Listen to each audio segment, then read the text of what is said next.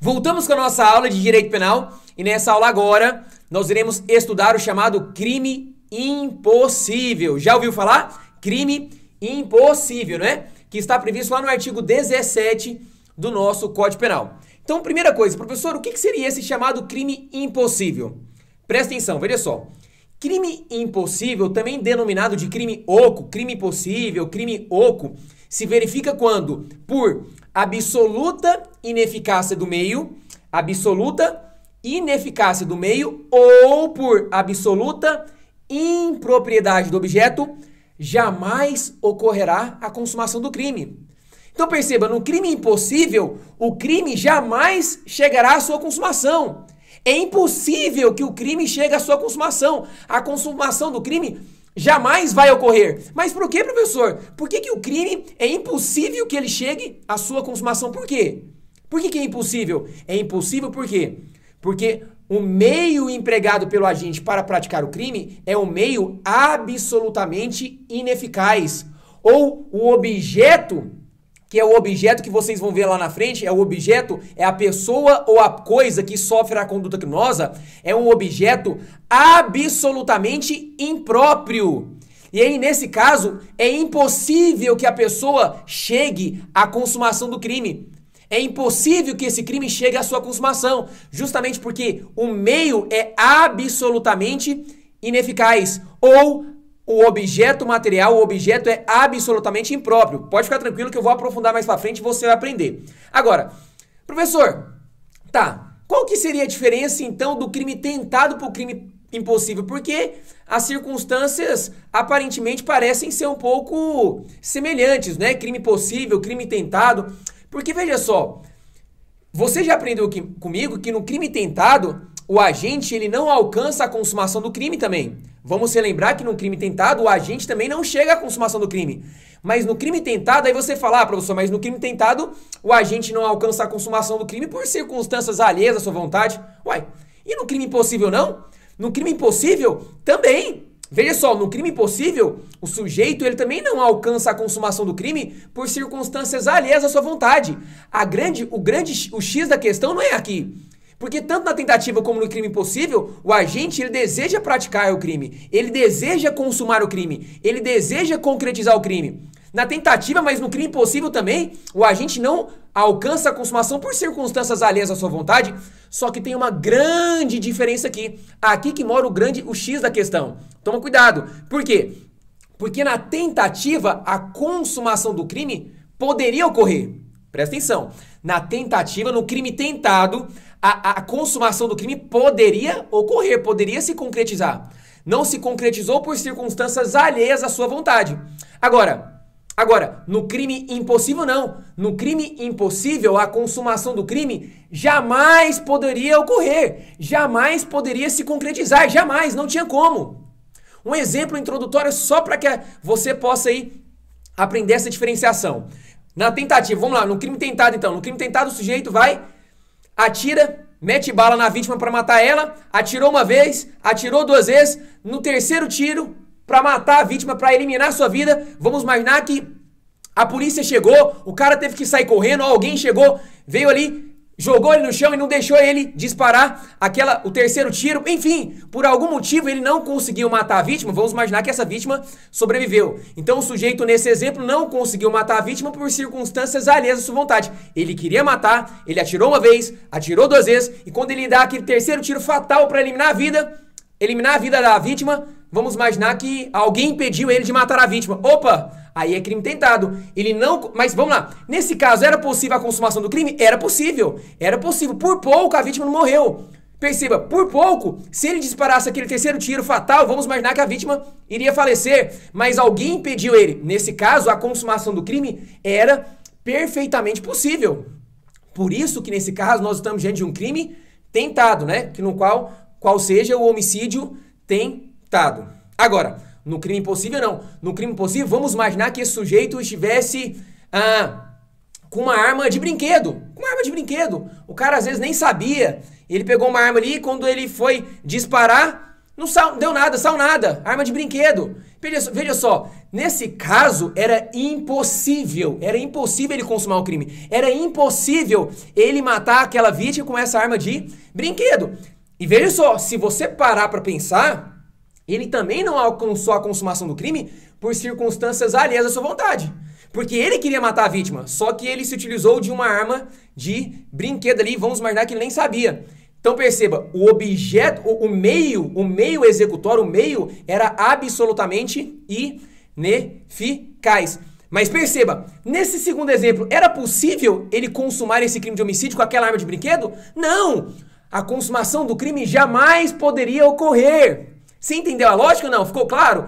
Então você percebe de uma forma muito clara que no crime tentado, o crime não alcança sua consumação por circunstâncias alheias à vontade da gente. Só que o crime, a consumação do crime, pode ocorrer. A consumação do crime pode ocorrer. Agora, no crime impossível, não. No crime impossível, diferentemente do crime tentado, a consumação do crime não se verifica por circunstâncias alheias à vontade do agente, só que essa consumação do crime que o agente queria concretizar, consumar, essa consumação jamais iria ocorrer, jamais iria concretizar. O agente jamais iria alcançar a consumação do crime. Era impossível, por isso que fala crime impossível. Era impossível que o agente concretizasse, alcançasse a consumação do crime.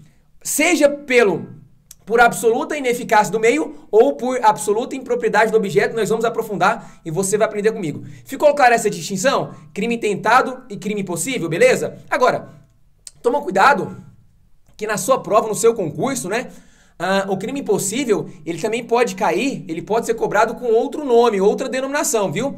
A doutrina também denomina o crime de impossível de tentativa impossível, viu? Crime impossível de tentativa impossível, tentativa inadequada, tentativa inidônea, tentativa irreal, tentativa supersticiosa e também por parte da doutrina também denomina de quase crime, crime impossível. Beleza? Ficou claro para você ou não? Fique atento a essas denominações que pode cair como sinônimos aí na sua prova e no seu concurso em relação ao crime impossível.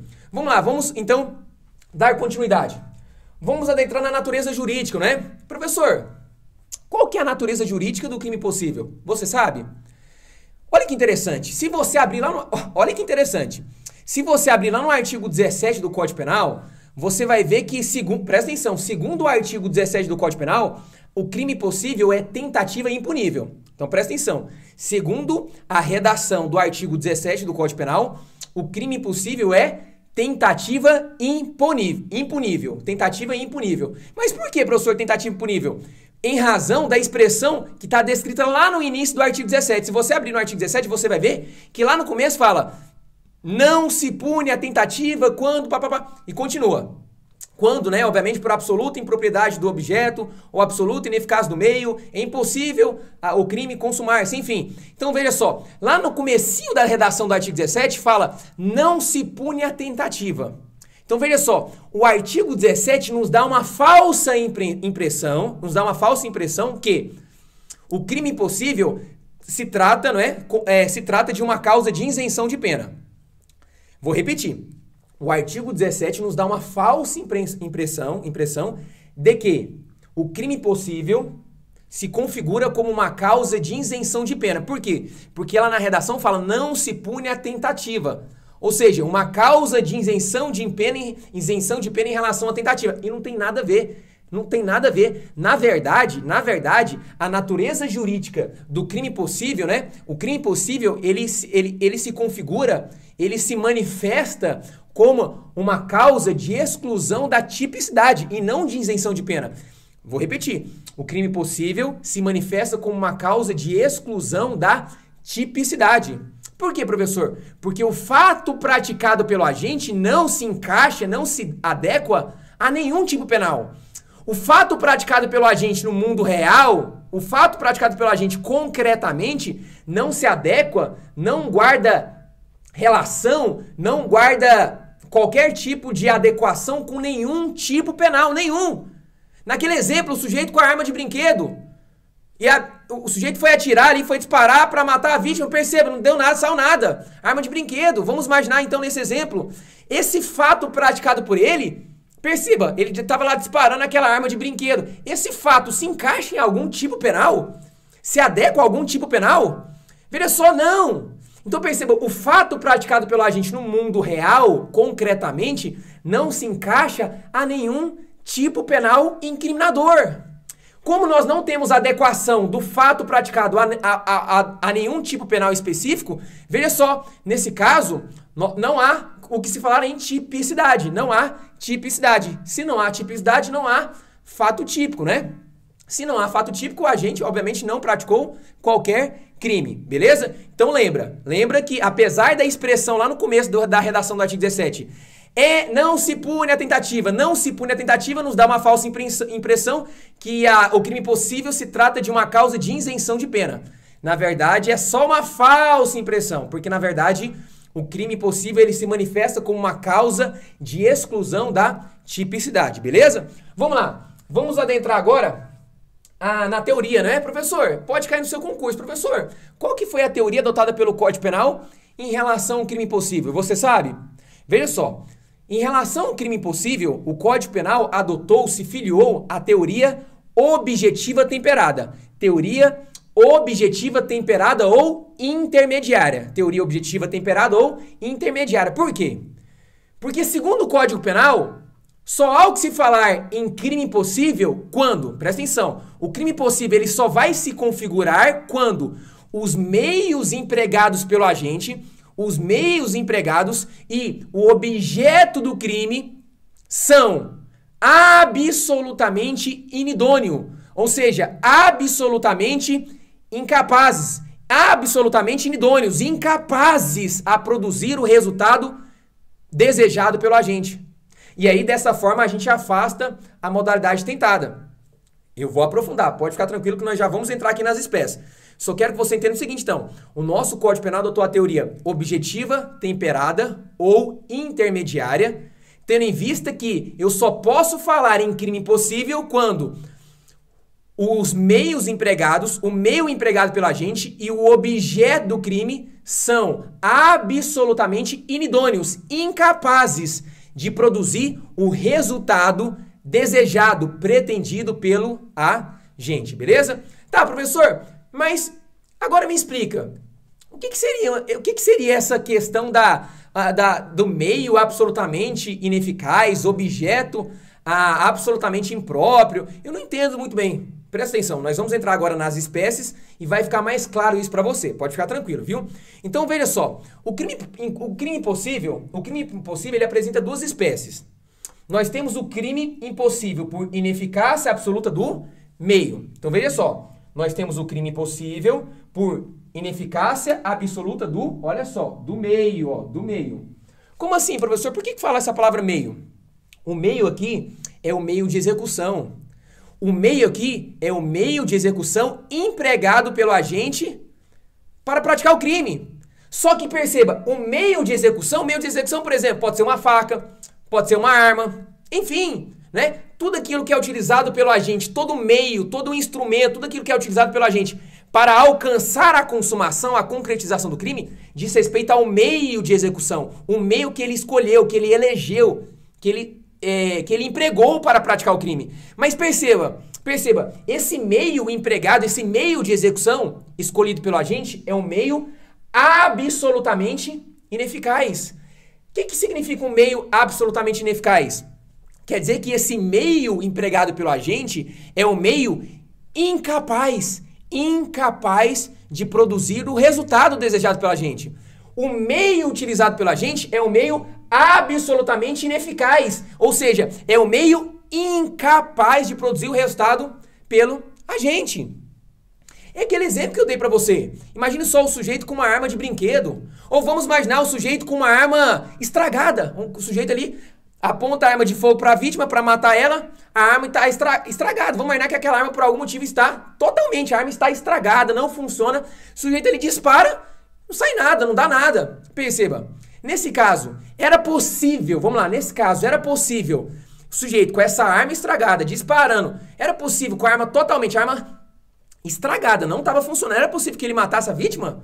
Perceba, não tinha como. Aí você fala assim, ah, professor, mas se esse cara quisesse, ele podia pegar essa arma, podia ir lá na vítima e podia começar a socar a vítima, né? Ali, junto com essa arma na sua mão e começar a arremessar, a socar na vítima, por exemplo, a agredir a vítima com essa arma. Aí já é outra história. Aí nós estamos diante de um outro meio executório. Aí não tem nada a ver com essa situação. Estou dando um exemplo diferente. Perceba, o sujeito está com a arma apontada, uma arma que não funciona, uma arma estragada, e ele quer meter bala, ele quer atirar na vítima, essa arma está estragada. Perceba, se essa arma não funciona, está estragada, esse meio, vamos lá, é possível que ele consiga, nesse exemplo, é possível que ele consiga, dessa forma, através desse meio, matar a vítima? É impossível, então ele não pode responder pelo crime tentado. Ele não pode responder pela tentativa de homicídio. Aí você fala assim, ah, professor, mas nós temos que considerar o dolo, a intenção da gente. Claro, nós consideramos o dolo, a intenção da gente, quando o crime, a consumação do crime é possível de ocorrer.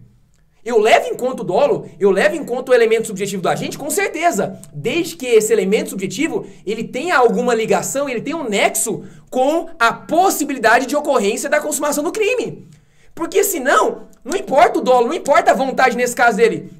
Não importa, desconsidera nesse caso. Por quê? Porque é impossível ele matar aquela pessoa com essa arma estragada, da maneira como ele queria matar. Entendeu a lógica? Então ele não pode responder pelo crime tentado. Por isso que a redação do Código Penal, no artigo 17, fala não se pune a tentativa.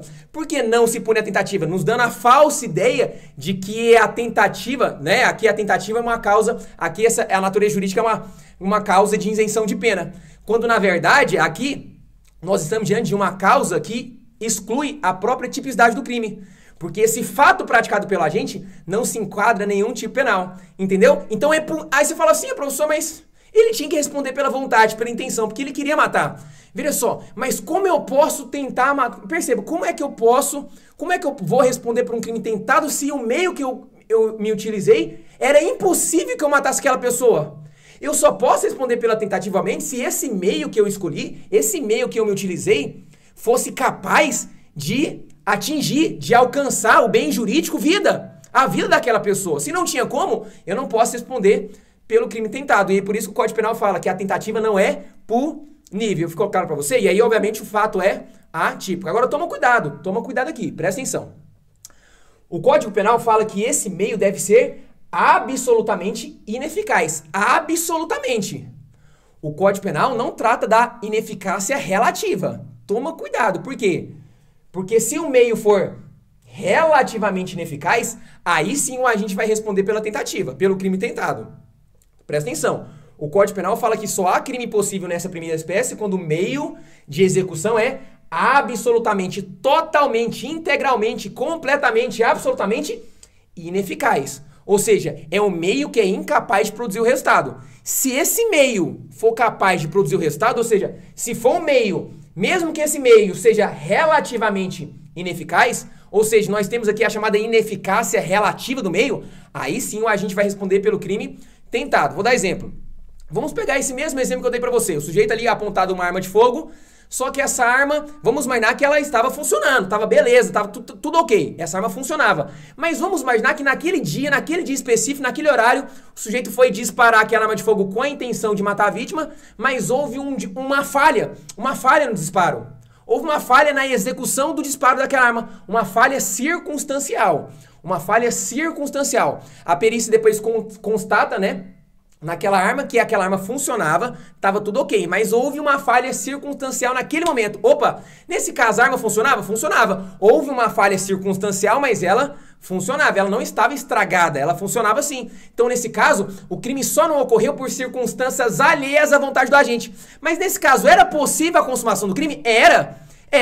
Na verdade, só não aconteceu porque naquele exato momento ele disparou, a arma falhou e ele foi embora. Mas provavelmente se ele tivesse tentado mais algumas vezes, ele teria conseguido disparar, porque a arma estava funcionando. E aí ele teria conseguido disparar aquela arma de fogo e matar a vítima. Então perceba que nesse caso ele vai responder pelo crime de homicídio tentado, tentativa de homicídio. Por quê? Porque o meio não era absolutamente, o meio era relativamente ineficaz. Ficou claro pra você? Beleza? Vamos lá então? Então a primeira espécie, nós temos o crime impossível por ineficácia absoluta do meio, e nós também temos o crime possível por impropriedade absoluta do objeto. Aqui que muitos alunos têm uma confusão, né? Confunde muito. Por quê? Porque o meio ficou claro para você, mas muitos alunos não aprenderam o que é esse objeto. Professor, mas o que seria esse objeto? Impropriedade absoluta do objeto é uma palavra, parece que eu não consigo entender. Objeto, como assim? Veja só. Essa palavra objeto aqui, o que significa essa palavra? Você já aprendeu comigo que o objeto material do crime, o que é objeto? O objeto material do crime diz respeito à pessoa ou à coisa que sofre a conduta criminosa. Então, quando o Código Penal trata da palavra objeto, perceba aqui, é o objeto material do crime. O que é o objeto material do crime? O objeto é o objeto material, diz respeito à pessoa ou à coisa que suporta a conduta criminosa. Quando uma pessoa pratica um crime, uma conduta criminosa, essa conduta vai atingir uma pessoa ou uma coisa. A pessoa ou a coisa diz respeito o que? Dizem respeito ao objeto material do crime. Então perceba, esse objeto que é a pessoa ou a coisa que sofre a conduta criminosa, esse objeto é absolutamente impróprio. É um objeto absolutamente impróprio. Exemplo. Vamos imaginar então que aquele sujeito deseja matar a vítima, ele está com a sua arma de fogo, né? Ele vai lá, ele vê a vítima deitada no sofá, ele acredita que a vítima tá dormindo, né? Pô, a vítima tá lá deitada, tudo certinho, tá dormindo. Ele vai lá e mete bala na vítima pra matar ela, pra matar. Só que o que acontece? A perícia constata que, na verdade, esse sujeito que estava deitado no sofá, ele já tinha morrido algumas horas antes. Vamos imaginar que tinha dado uma parada cardíaca, por exemplo. Enfim, ele deu uma parada cardíaca e ele morreu. Ele já estava morto. Pergunta pra você. Tinha como esse sujeito, perceba que ele... Vamos lá, nesse exemplo ele se utilizou de um meio eficaz, Aquela arma, ela estava funcionando, estava prestando, tudo certinho, ok. Mas perceba, nesse caso, o objeto, qual que é o objeto nesse caso? A pessoa, né? A pessoa. Nesse caso, a pessoa era absolutamente imprópria. Como assim? Essa pessoa já estava morta. Como é que o cara ia conseguir matar essa pessoa? Como que é que eu vou matar o morto? Como é? Me explica. Aí você fala assim, professor, mas eu tenho que considerar o dolo da pessoa. Vou repetir mais uma vez, eu tenho que considerar o dolo quando, obviamente, esse dolo, a intenção, ele pode ter um nexo da intenção, obviamente, com a possibilidade da consumação. Perceba, como é que eu vou responder por uma tentativa de homicídio se era impossível de eu matar aquela pessoa? Como é que eu posso tentar matar uma pessoa que já está morta? Não tem como. Não tem como eu tentar matar, não tem como eu conseguir matar uma pessoa que já está morta, já morreu, não tem como eu matar. Então, obviamente, eu não posso responder por um crime tentado se a consumação do crime, no caso a morte da vítima, era impossível de ocorrer, justamente porque a vítima já estava morta. Conseguiu entender a lógica ou não? Ficou claro? Então perceba, o objeto é absolutamente impróprio. Por isso o crime impossível. A gente, obviamente, não pode responder pela tentativa de homicídio, fato atípico. Ficou claro para você? Professor, mas vamos lá. E se esse objeto, da mesma forma que do meio aqui, e se esse objeto for relativamente impróprio? Opa, boa essa, hein? Essa foi boa. Aí o jogo muda. Olha só, da mesma forma que aqui no meio, se o objeto não for absolutamente, se o objeto for relativamente impróprio, aí da mesma forma que na primeira espécie, o agente vai responder pela modalidade tentada do crime. Exemplo, vamos imaginar que o sujeito quer praticar um furto, ele quer furtar a vítima. Ele vai lá e coloca a mão no bolso direito da calça da vítima para pegar a grana, pegar o dinheiro, subtrair, né, o dinheiro. Só que vamos imaginar que o dinheiro da vítima, na verdade, não estava no bolso direito dela. Estava no seu bolso esquerdo. Estava no bolso esquerdo. Percebe? Ele colocou a mão no bolso direito ali, tirou, saiu nada. Não tinha nada. Só que a grana estava no bolso esquerdo. E aí?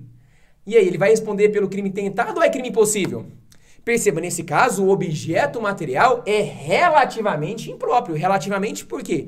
Porque naquele bolso, de fato, não tinha a grana. No bolso que ele pegou, que ele tentou pegar a grana ali, não tinha nada, não tinha o dinheiro. Só que se ele tivesse ido no bolso esquerdo, se ele tivesse colocado a mão no bolso esquerdo da causa da vítima, ele teria subtraído o dinheiro. Então perceba, ele só não conseguiu subtrair o dinheiro da vítima por circunstâncias alheias à sua vontade.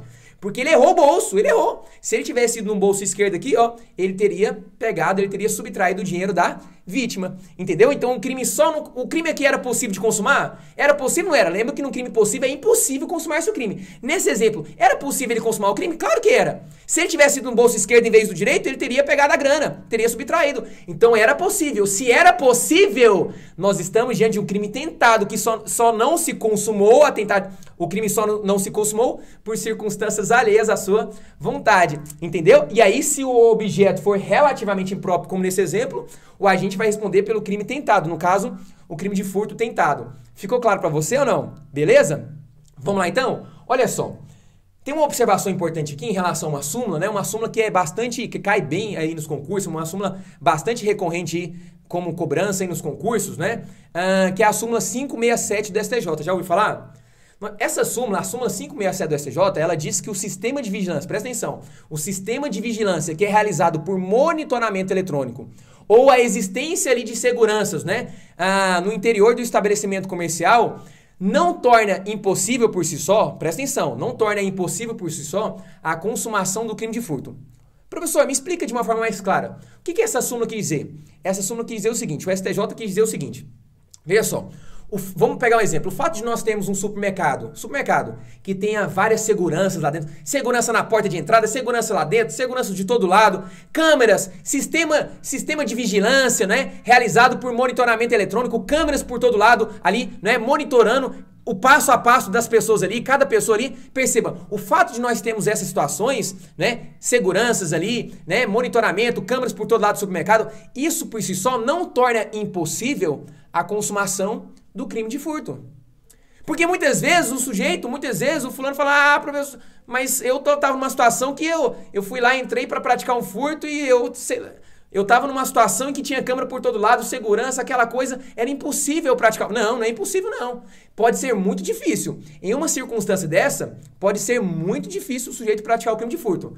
Mas impossível não é. Tem como. Mesmo que seja difícil, é possível, mesmo assim, em um supermercado, mesmo com muitas seguranças no interior do estabelecimento comercial, mesmo com um sistema de vigilância pesada, né, realizado por monitoramento eletrônico, câmeras por todo lado, ainda assim, mesmo sendo difícil, é possível, sim, o sujeito consumar o crime de furto. Isso ocorre, né? Quantas vezes nós não vemos aí nas televisões, né, nas mídias, o sujeito, mesmo nessas situações ainda, com muita dificuldade, o sujeito consegue praticar o furto. É possível, é mais difícil, mas é possível.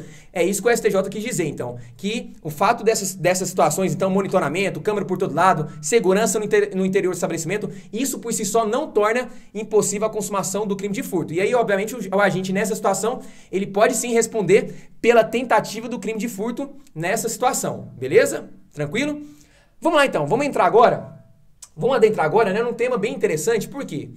Porque muitos alunos confundem, né? Muitos alunos confundem o crime possível com o crime putativo, né? Crime impossível com crime putativo. E interessante porque essas situações, né, esses institutos, eles são bem parecidos. Mas eu quero te ensinar de uma forma para você não esquecer mais na sua prova, no seu concurso, viu? Porque pode cair como peguinho em concurso. Veja só. Professor, qual que é a diferença entre o crime impossível e o crime putativo? Apesar de eles serem bem parecidos, você não pode confundir. Por quê? Porque, veja só, no crime impossível, existe previsão legal do crime que o agente deseja praticar. No crime impossível, existe previsão legal do crime que o agente deseja praticar, mas por ineficácia absoluta do meio ou por impropriedade absoluta do objeto, é impossível o agente alcançar a consumação do crime. Ou seja, a consumação do crime, é impossível que essa consumação se concretize. Você já aprendeu comigo. Os meios utilizados pelo agente são absolutamente ineficazes. Ou o objeto que sofre a conduta criminosa é um objeto absolutamente impróprio. Por isso, o crime impossível. Agora, é aquele exemplo, né? O sujeito com a arma de brinquedo, né, foi disparar, não saiu nada, não deu nada, perceba, é impossível que ele mate a vítima dessa forma, com aquela arma de brinquedo. Crime impossível, já aprendeu comigo. Agora, professor, ou o sujeito que naquele exemplo tentou matar um morto, impossível, a pessoa já estava morta, né? Então, isso é crime impossível, é fácil, você já aprendeu comigo. Agora, professor, então o que seria o crime putativo? Veja só, no crime putativo também é chamado de crime imaginário, viu? Tanto faz. Pode cair na sua prova, crime putativo ou crime imaginário. O que é o crime putativo? No crime putativo, o agente... essa palavra putativo vem de imaginação, imaginário. Ou seja, no crime putativo, o agente, ele imagina, ele acredita, ele supõe que ele está praticando um crime. Então, veja só. Na cabeça do agente, na imaginação dele, ele acredita que está praticando um crime. Só que na verdade mesmo, na verdade, na vida real, no caso em concreto, o agente está praticando um indiferente penal. Ou seja, o agente está praticando um fato atípico. Veja só. No crime putativo, o crime só existe aonde? Só na cabeça do agente. O agente, ele imagina. Crime putativo, imaginário. O agente imagina, ele acredita, ele supõe na sua cabecinha, na sua imaginação, ele acredita que está praticando um crime.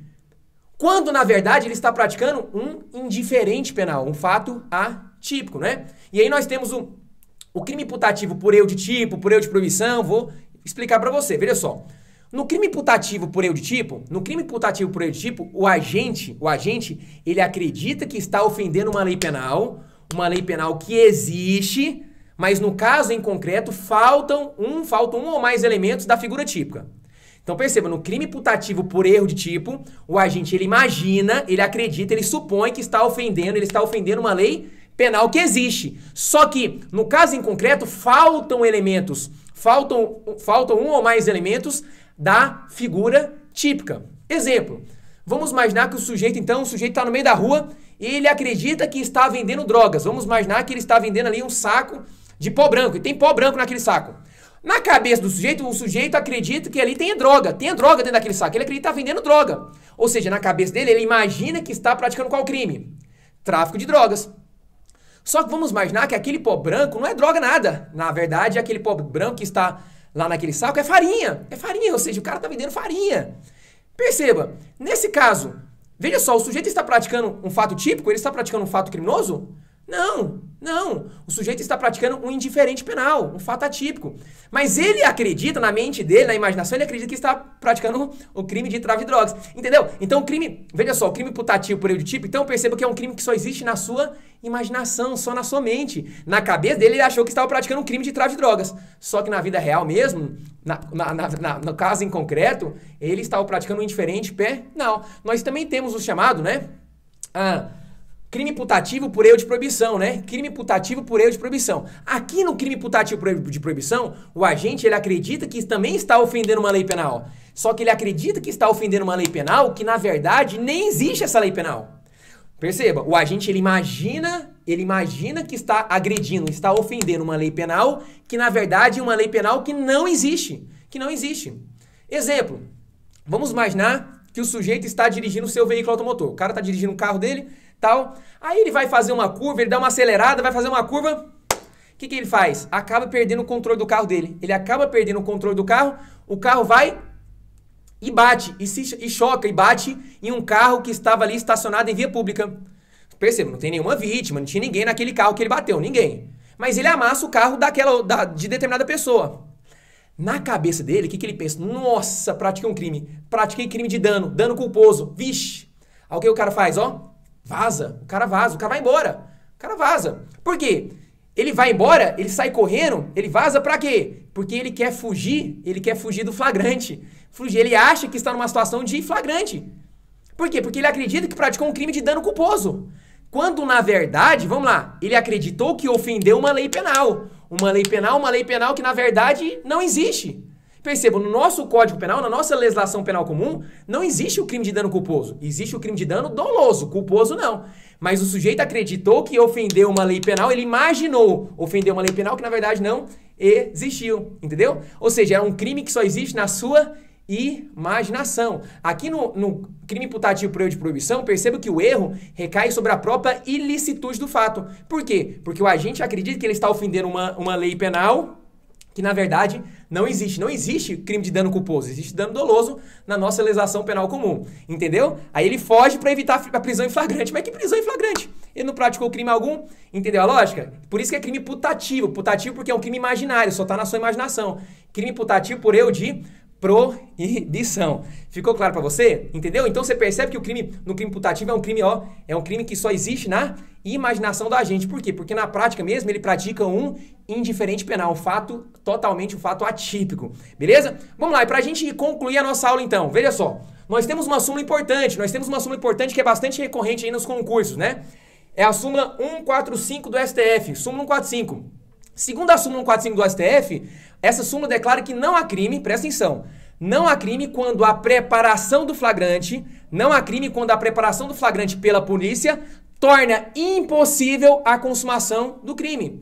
Vou repetir. Não há crime quando a preparação do flagrante pela polícia torna impossível a consumação do crime. É o chamado, você já ouviu falar, presumo, é o chamado flagrante provocado, flagrante preparado, né? E aí a doutrina denomina essa situação de crime putativo por obra do agente provocador.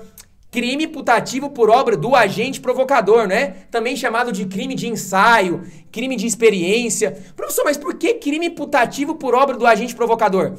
Porque aqui nesse caso nós temos um agente provocador, uma pessoa que pode ser um policial, pode ser qualquer outra pessoa que não seja policial, não importa. Aqui nós temos uma pessoa que está provocando, que está estimulando uma pessoa a praticar um crime.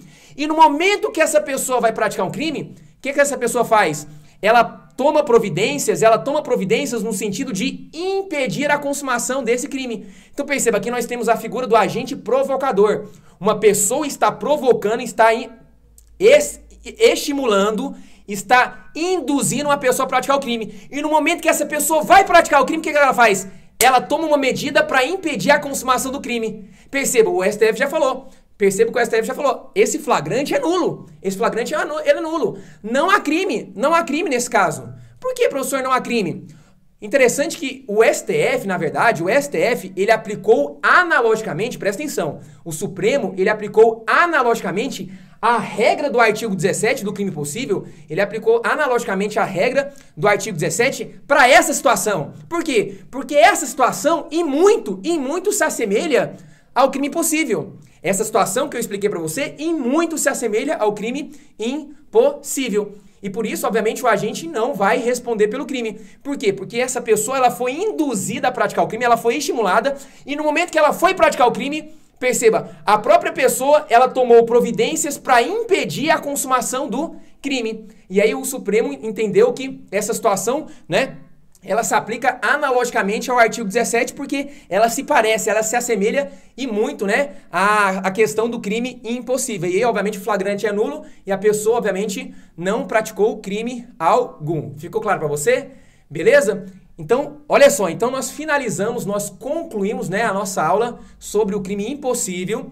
E na próxima aula nós já vamos adentrar, já vamos dar matéria nova, beleza? Então, eu te aguardo então com matéria nova na próxima aula.